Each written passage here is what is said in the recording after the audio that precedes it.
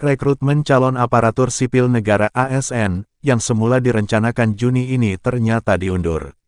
Jadwal terbaru, seleksi akan dilakukan pada September.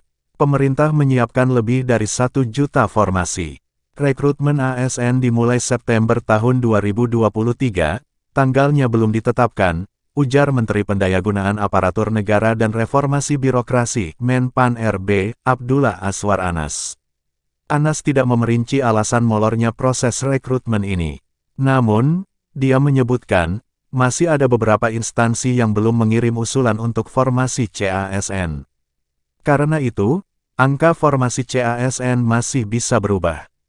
Sesuai skenario awal, ada 1.030.751 formasi yang bakal ditawarkan tahun ini. Namun, tidak semuanya diperuntukkan calon pegawai negeri sipil CPNS. Sebagian besar akan diisi dengan formasi untuk pegawai pemerintah dengan perjanjian kerja PPPK. Bidang kesehatan dan pendidikan masih akan mendapat porsi besar dalam seleksi tahun ini. Perincian dari total formasi CPNS dan PPPK tersebut terdiri atas kebutuhan di tingkat pusat dan daerah.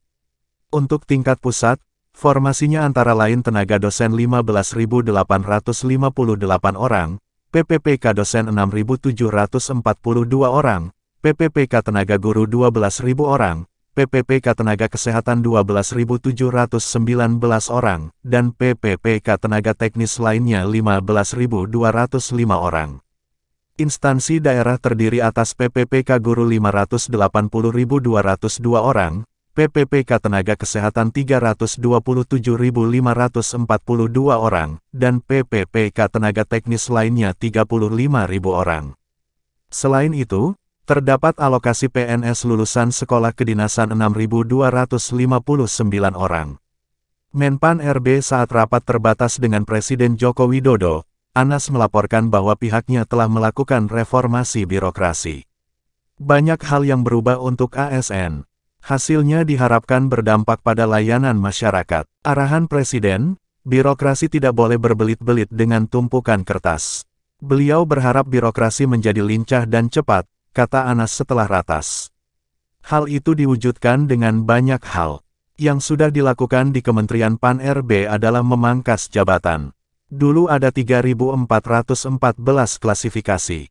Sekarang hanya sisa 3 klasifikasi jabatan. Selain itu, ASN kini bisa berpindah lintas rumpun serta ada penyederhanaan proses bisnis layanan kepegawaian. Layanan kenaikan pangkat dari 14 tahap kita pangkas jadi 2 tahap, katanya. Anas menyatakan, hal itu dikerjakan BKN. Simplifikasi lainnya adalah layanan pensiun dari 8 tahap tinggal 3 tahap dan layanan pindah instansi dari 11 tahap menjadi 3 tahap. Penyesuaian juga dilakukan dari segi regulasi yang lebih sederhana. Semula ada 1000-an aturan. Kini hanya ada 1 peraturan pemerintah PP, yang berisi gabungan aturan tentang ASN. PP itu masih dikerjakan dan dilakukan simulasi dengan Kementerian Keuangan. Semula ada 766 daftar inventaris masalah DIM.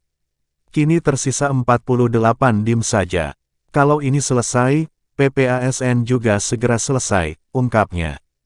Penilaian reformasi birokrasi di kementerian dan lembaga kini juga lebih sederhana. Semula ada 259 komponen pertanyaan dan unggahan ribuan dokumen. Kini menjadi hanya 26 komponen.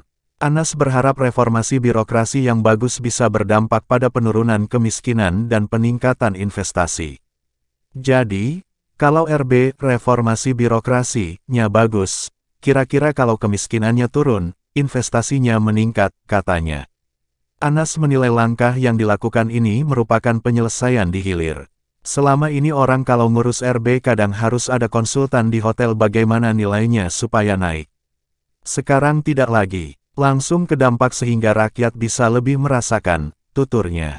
Dalam rapat tersebut, Anas juga menjelaskan bahwa Jokowi telah menandatangani arsitektur sistem pemerintahan berbasis elektronik, SPBE. Menurut dia, arsitektur SPBE nasional akan terus disesuaikan dengan mengadopsi konsep Digital Public Infrastructure (DPI). Ini adalah konsep yang sekarang menjadi tren dan pegangan beberapa negara yang isinya terkait dengan payment, digital ID, dan data exchange, ujar Anas. Anas menuturkan, arsitektur SPBE ini tidak mengutamakan pembangunan aplikasi baru.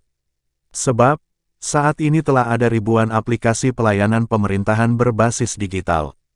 Karena itu, SPBE ini akan interoperabilitas dengan telah ditandatanganinya Peraturan Presiden, Perpres terkait hal tersebut.